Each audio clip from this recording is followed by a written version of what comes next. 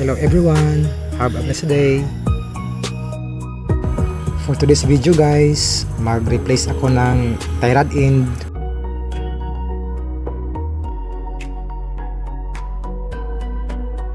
Dapat i-remove ang lock at ang rubber para hindi masunog o hindi siya ma-damage.